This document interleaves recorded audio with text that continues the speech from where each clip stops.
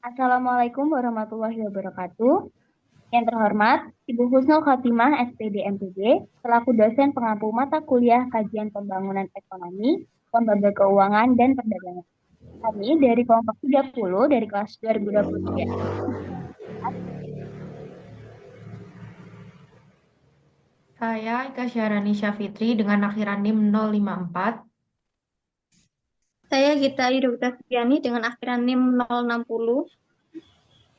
Saya Dewi Aristanti dengan akhiran NIM 062. Saya Galuh Elva Najwa dengan NIM akhir 173.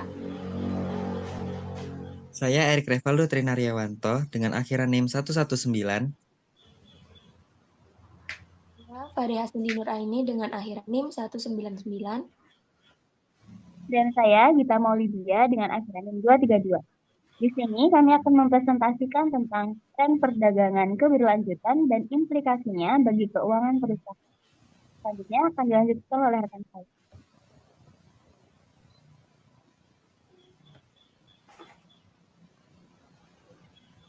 Latar belakang. Dalam beberapa tahun terakhir, kesadaran akan pentingnya keberlanjutan telah mendorong transformasi signifikan dalam perdagangan global. Banyak perusahaan diharuskan untuk mengadopsi praktik bisnis yang ramah lingkungan dan sosial. Konsep three bottom line, people, planet, profit, menjadi acuan bagi perusahaan untuk menerapkan prinsip keberlanjutan yang tidak hanya fokus pada keuntungan, tapi juga pada tanggung jawab sosial dan lingkungan.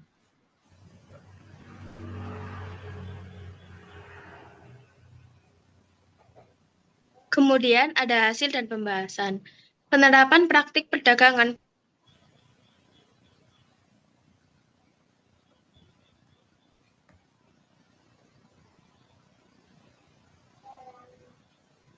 perusahaan yang berhasil mengelola utang dan meningkatkan efisiensi cenderung menunjukkan kinerja keuangan yang lebih baik. Namun, tantangan seperti biaya dan kebiasaan konsumen yang sulit diubah tetap menjadi hambatan.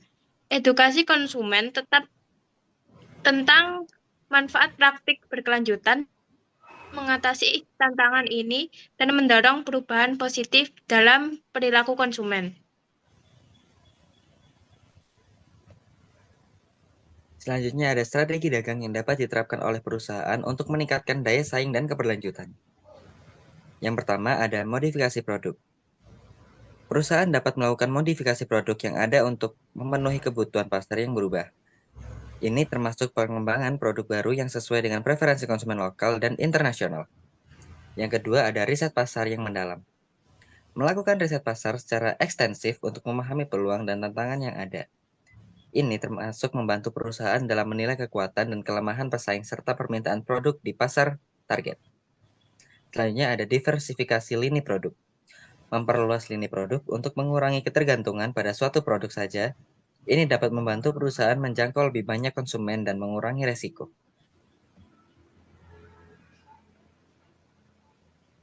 Strategi selanjutnya yang dapat diterapkan oleh perusahaan untuk meningkatkan daya saing dan keberlanjutan adalah kemitraan strategis, yaitu membangun kemitraan dengan perusahaan lain untuk mengakses sumber daya dan pasar yang lebih luas. Kerjasama ini dapat meningkatkan efisiensi dan inovasi dalam produk dan layanan yang ditawarkan. Lalu ada inovasi dan transformasi digital, mengadopsi teknologi baru untuk meningkatkan efisiensi produk dan mengurangi biaya. Transformasi digital juga dapat membantu perusahaan dalam beradaptasi dengan perubahan pasar dan meningkatkan pengalaman pelanggan.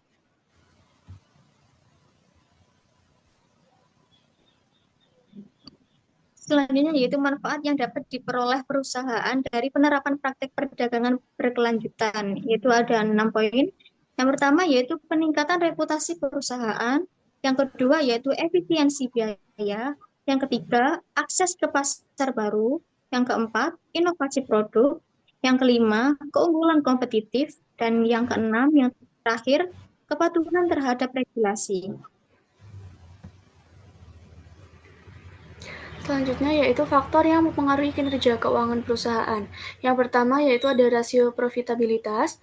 Rasio ini seperti return on assets atau ROA menunjukkan seberapa efisien perusahaan dalam menghasilkan laba dari aset yang dimiliki.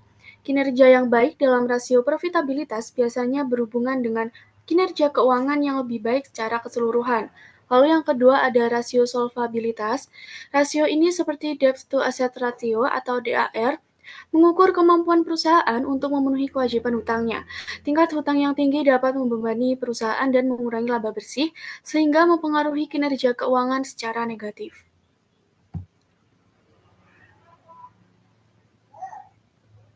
Oke, jadi kesimpulannya yaitu Indonesia menarik perusahaan asing berkat sumber daya alam melimpah serta tenaga kerja yang besar dan pasar potensial.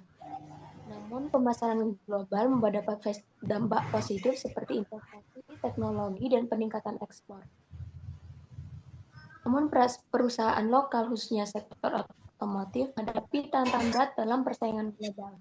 Untuk mengatasinya, diperlukan kebijakan bijaksana, inovasi ekonomi, dan sinergi publik maupun swasta.